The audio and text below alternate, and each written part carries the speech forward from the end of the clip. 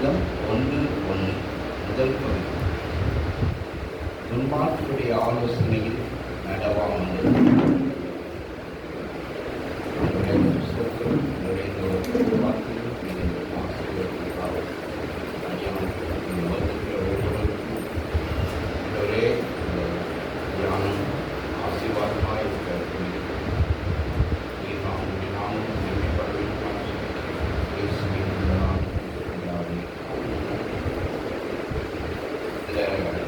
துன்மார்க்கருடைய ஆலோசனை.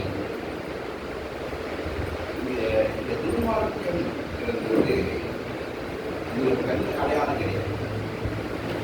அவனுக்குள்ள இருக்கிற ஒருத்தர் தான் இந்த துன்மார்க்கம். இவருக்குள்ளால அந்த கெட்ட சிந்தனைகள், கெட்ட எண்ணங்கள், சூழ்ச்சி, வஞ்சகம் அவருக்குள்ள வரும்போது அவர்களுக்கு வெளியே வர வார்த்தைக்கு ஆலோசனைகள் வந்து துன்மார்க்கருடைய ஆலோசனைகள்.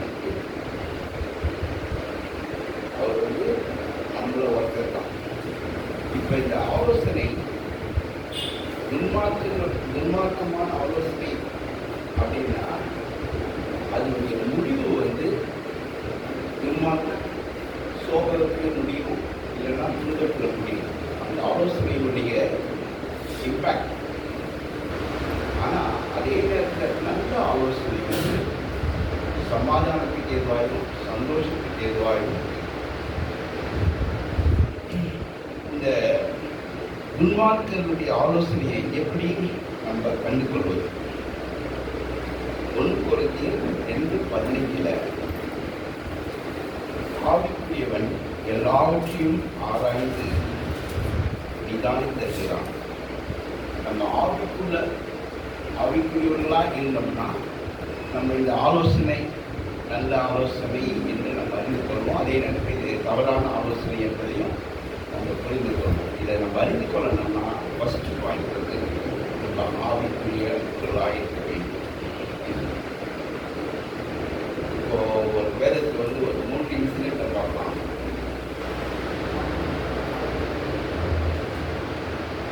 இந்த ஆலோசனையை வந்து முதல்ல ஆதரிச்சு நம்ம இதை அடையாளம் காணக்கூடாது. இது துன்மார்க்கருடைய ஆலோசனைக்கு நம்ம ஒரு மனிதனை வச்சு அவன் மனிதனுடைய வெளித்தோற்றத்தை வச்சு நம்ம சொல்லக்கூடாது. அந்த ஆலோசனையினுடைய ஆழம் தான் இது முக்கியம். அந்த ஆலோசனை எப்படிப்பட்டது, அதுதான் துன்மார்க்கனுடைய ஆலோசனையாக இருக்க முடியும். ஆதியாகமம் 3ஆம் அதிகாரம் 1ஆம் வசனம்.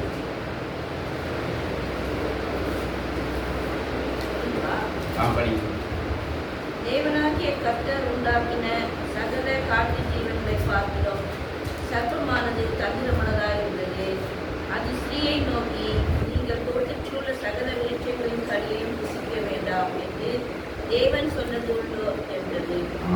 இங்கே வந்து சர்ப்பம் வந்து ஏவாளுக்கு ஒரு ஆலோசனை சொல்லுது. ஆண்டவர் வந்து எல்லா கனியும் புசிக்க வேணாம்னு சொல்லவே இல்லை. அதில் இருக்கிற ஒரே ஒரு கனியை தான் புசிக்க வேணாம்னு சொன்னார்.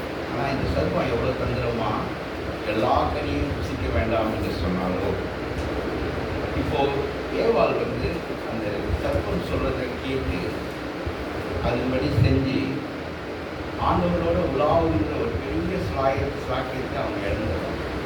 இந்த நேரத்தில் ஏவாள் வந்து நிதானிக்கிறது, இது யாருடைய வார்த்தை, இதில் உண்மை இருக்கிறான். அவள் சர்ப்பம் வெளியே இருக்கிறாங்க, இவங்க ஆண்டவரோட உலாவுறவங்க. குளிர்ந்த பகலின் குளிர்ச்சியான வேலையில் ஆண்டவர் வந்து இவங்களோட உலாவுகிறது.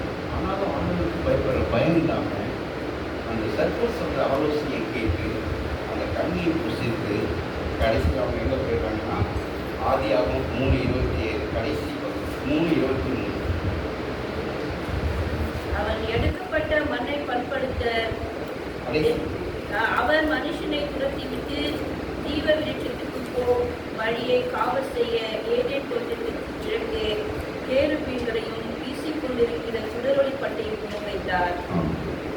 அவர் வந்து அந்த சரியான தவறான ஆலோசனையை கேட்டதான அந்த ஏதேன் தோட்டத்திலிருந்து அவங்க அப்புறப்படுத்தப்பட்டார்.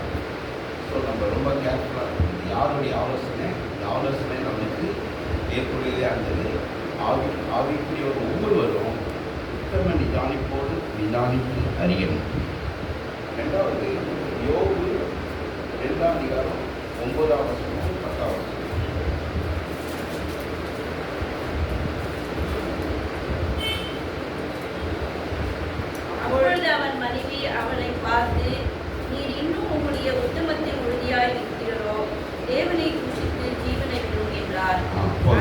இருக்கட்டும் போயிடணும். இப்போ யோகனுடைய மனைவி யோக பார்த்து சொல்றா, நீ இன்னும் உத்தமத்தில் நீ ஏன் உறுதியாக இருக்கிற? இதெல்லாம் நம்ம கவனிக்கணும். இந்த மாதிரி ஆலோசனைகள் வரும். நீ தூஷித்த ஆண்டவரை மறுதறி ஜீவனை விட்டுடு அப்படின்னு அவர் சொல்றான். ஆனால் யோகு பாருங்க, உத்தமன் நிதானி போல நிதானி தெரியலாம். அவர் என்ன சொல்றாருன்னா 10ஆம் வசனம், அதற்கு அவன், நீ பைத்தியக்காரி பேசுகிறது போல பேசுகிறாய். தேவன் தன்னுடைய நன்மையை பெற்று நாம் தீமையிலும் பெற வேண்டாமோ என்றார்.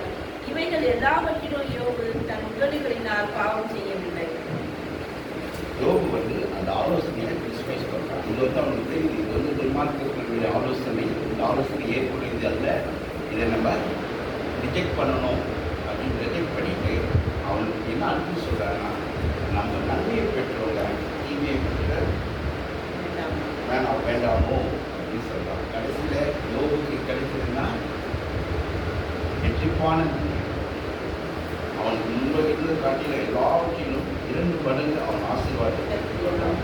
காரணம் என்னன்னா, ஒரு துர் ஆலோசனையை அவன் ரிஜெக்ட் பண்ணான்.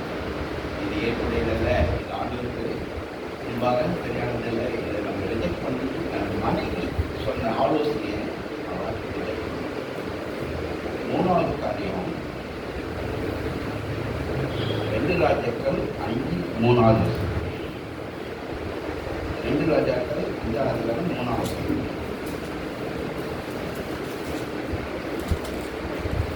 அவர் தன் நாச்சியாரை பார்த்து, என் ஆண்டவன் சமாரியாவில் இருக்கிற தீர்க்கதரிசியினிடத்திலே போவாரானால் நலமாயிருக்கும். அவர் இவருடைய குஷ்டரோகத்தை நீக்கிவிடுவார் என்றார். குஷ்டம் அந்த வீட்டில் இஸ்ரேலில் கொண்டு வரப்பட்ட ஒரு அடிமை பெண் இருக்கிறார். அவருக்கு அந்த என்ன ஒரு வேலைக்கார பெண். ஆனால் அந்த பெண்ணுக்குள்ளான ஒரு நல்ல ஆலோசனை, நம்ம எஜமானுக்கு உதவி செய்யலாம், இவர் புஸ்தகத்தை போட்டது நமக்கு தெரிஞ்ச ஒரு தீர்க்கதரிசி அங்கே இருக்கிறாரே அப்படின்னு அவர் பாதப்பட்டு அவங்க நாச்சியார்கள் சொல்கிறார், அங்கே ஒரு தீர்க்கதரிசி இருக்கிறார், அவர் கீழே போகலாம் அது நலமாக இருக்கும். இந்த ஆலோசனையில் பாருங்கள், அந்த முடிவு தான் இது நல்ல ஆலோசனையா கெட்ட ஆலோசனையாங்கிறத அந்த முடிவு தான் சொல்லுது. தீர்க்கதரிசனம் சொல்லும் போது கூட நம்ம ரொம்ப கேர்ஃபுல்லாக கவனிக்க வேண்டியது இது சமாதானத்துக்குரியதா சந்தோஷத்துக்குரியதான் நம்ம கவனிக்கணும். இன்னைக்கு நிறைய தீர்க்கதரிசனத்தில் இந்த பிரச்சனை இருக்குது, அதனால பல குடும்பத்தில் பல பிரச்சனைகளும் வருது. அதனால் இந்த சின்ன பொண்ணு இப்போ இவர் ஒரு பெரிய ஆள் கிடையாது, ஒரு பெரிய தீர்க்கதரிசியும் கிடையாது இவர். ஆனால் ஒரு அடிமை பெண். அவர் சொன்னது என்னன்னா, அவருக்குள்ளார இருக்கிற ஒரு வார்த்தை அவர் சொல்கிறார். எனக்கு ஒன்று தெரிஞ்சது, அதை அந்த எஜமானுக்கு பிரயோஜனமாக மாற்றி கொண்டு அதனுடைய விளைவு என்னன்னா 2 ராஜாக்கள் 5:14. அதற்கு அவன், நான் வாங்குகிறதில்லை என்று கர்த்தருக்கு முன்பாக அவனுடைய ஜீவனை கொண்டு சொல்கிறேன் என்றார்.